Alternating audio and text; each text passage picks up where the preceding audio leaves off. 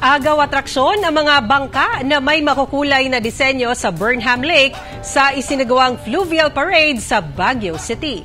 Silipin sa report ni Claire Lacanilaw ng GMA Regional TV 1 North Central Luzon.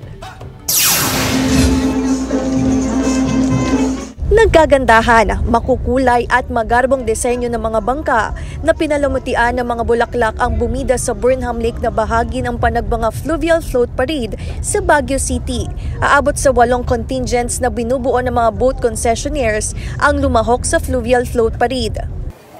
Bawat bangka sumisimbolo sa mayamang tradisyon, kultura at kasaysayan ng Cordillera Region sa Fluvial Parade. Paraan din ito upang matulungan ang kabuhayan ng mga boat concessionaire at mas mapalago ang turismo lalo na sa Baguio City. This is also considered as advertisement, no?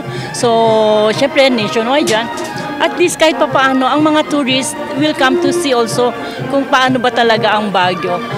At the same time, malamig na, and then makaka-boat ka pa. Ang boating experience ng mga turista, mas pina-level up matapos matunghayan ang mga naggagandahang bangka. Ating objective talaga ay to enhance the quality of experience ng mga turista, no? Siyempre, gusto natin kung nandito sila, they have something to look forward to. Meron silang mga, if they go to the park, they don't just go around, no? But they can also enjoy watching fluvial parades like this, no? And highlight yung boating activity in the city of Baguio. Samantala bumida ang iba't ibang cultural dance performance sa Rhythm and Blooms of the Highlands na ginanap sa Melvin Jones Grandstand. Samantala tiniyak ng Baguio City LGU na nakahanda sila sa pagdagsa ng marami pang turista sa mga susunod na araw. Pinag-aaralan na rin nila ang Smart Mobility Transport System upang matugunan ang problema sa trapiko. Trying to do our best to improve our public transport system dito.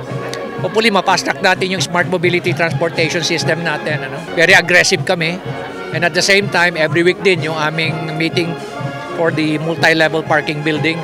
Hinihikayat naman ng Baguio City LGU sa mga nais magpunta sa lungsod na gumamit ng pampublikong sasakyan upang makaiwas sa trapiko. Mula sa GMA Regional TV 1 North Central Luzon, Claire Lacanilaw, nagbabalita para sa GMA Integrated News.